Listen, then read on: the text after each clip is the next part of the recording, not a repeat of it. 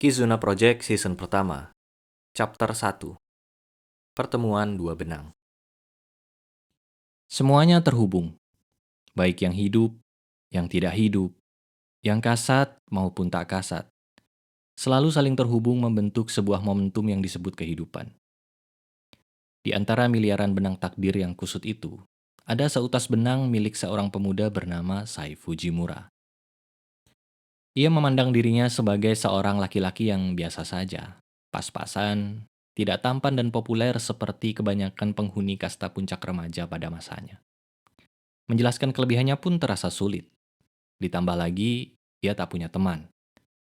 Namun jauh di dalam hatinya ia cukup senang menjalani keadaan itu. Baginya, ketiadaan teman berarti ketiadaan hutang budi dan beban emosional. Tahun ini untuk pertama kalinya ia menginjakkan kaki di jenjang pendidikan lanjutan menengah atas. Ya, sebuah kehidupan sosial di lingkungan akademis yang sudah bisa diprediksi arah kebosanannya.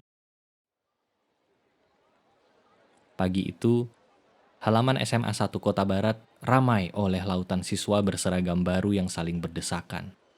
Suara tawa dan obrolan cemas bercampur menjadi satu dengungan besar. Saya berjalan menyusuri kerumunan itu seperti hantu. Tak terlihat, tak tersentuh. Semua terasa begitu biasa. Namun ia tak pernah tahu bahwa takdir berliku sudah menghadang di salah satu persimpangan koridor yang siap untuk menguji hatinya. Hai, aku Eri. Apa kau tahu di mana ruang kelas 1B? Sebuah suara mendadak memecah lamunan saya. Ia sedikit terkejut. Seorang gadis yang tidak ia kenal menatapnya dengan mata berbinar. Aku Sai. Salam kenal. Sepertinya kita harus mencarinya. Aku juga tidak tahu di mana ruang kelasku. Begitu ya? Apa kau punya kenalan? Setidaknya kita bisa bertanya daripada harus menghabiskan waktu untuk berkeliling. Tidak, maaf aku tidak punya. Ya sudah, apa kau mau mencari ruang kelasnya sekarang? Akan repot kalau kita menundanya lebih lama lagi. Boleh? Cerita mereka berawal di sini. Sebuah pertemuan yang tidak disengaja antara dua siswa baru satu angkatan. Keduanya berjalan berdampingan, menyusuri deretan dinding ruang kelas yang dipenuhi papan pengumuman dan poster klub ekstrakurikuler. Di mata saya, Eri bukan sosok yang luar biasa memikat. Rambut pirangnya tergerai sebahu, dan seragamnya tampak sedikit kusut setelah menembus keramaian. Dari luar siapapun bisa melihatnya sebagai siswi biasa. Hanya saja caranya bercakap terasa menenangkan. Perkaranya juga sepele, hanya karena ruang kelas.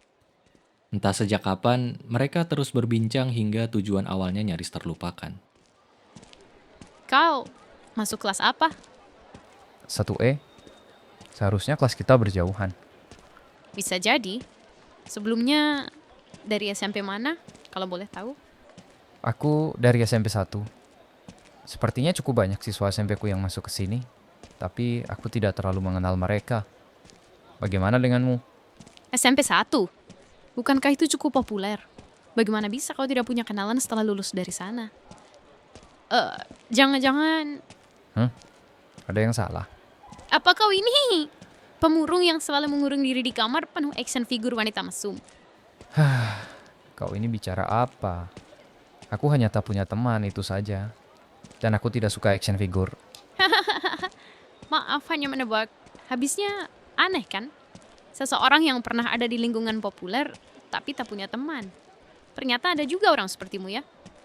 Ya, kurasa orang seperti itu akan selalu ada dimanapun. Kau belum menjawab pertanyaanku. Di mana sekolahmu sebelumnya? Aku juga dari SMP 1 loh. Serius? Aku tidak pernah melihatmu. 1 ditambah 10. Hanya aku seorang yang masuk ke sini. Baiklah, itu cukup lucu. Sepertinya ini deretan kelas 1. Kau lihat, ada papan tulisan kelas A, mungkin kelasmu ada di sebelahnya. Ah, iya benar. Ya sudah, aku masuk dulu ya. Terima kasih sudah membantu. Ya, sebenarnya kita sama-sama mencari, jadi kau juga membantuku. Terima kasih. Say, apa aku boleh minta nomormu? Kau teman pertamaku di sini. Kurasa bicara denganmu cukup menyenangkan. Teman pertama? Boleh saja. Silahkan. Oke, sudah aku simpan. Kembalilah ke kelasmu atau kau akan malu masuk terakhir dan dipandang seluruh isi kelas. Ya, sampai jumpa.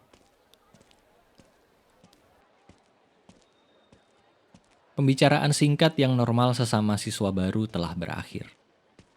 Di setiap langkah kakinya, isi kepala saya terus berdengung, mengulang seluruh percakapan yang baru saja terjadi. Dari seluruh dialog, pikirannya tidak lepas dari sebuah kata, teman.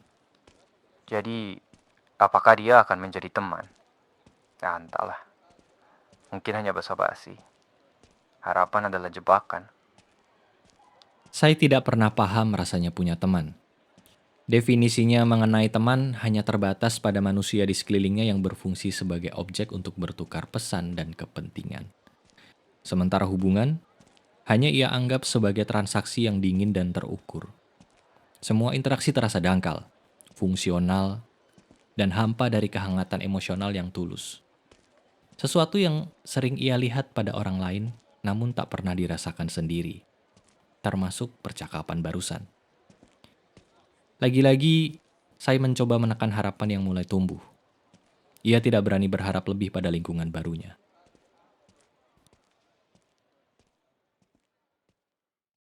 Novel Kizuna Project bisa dibaca secara gratis melalui link yang ada di deskripsi.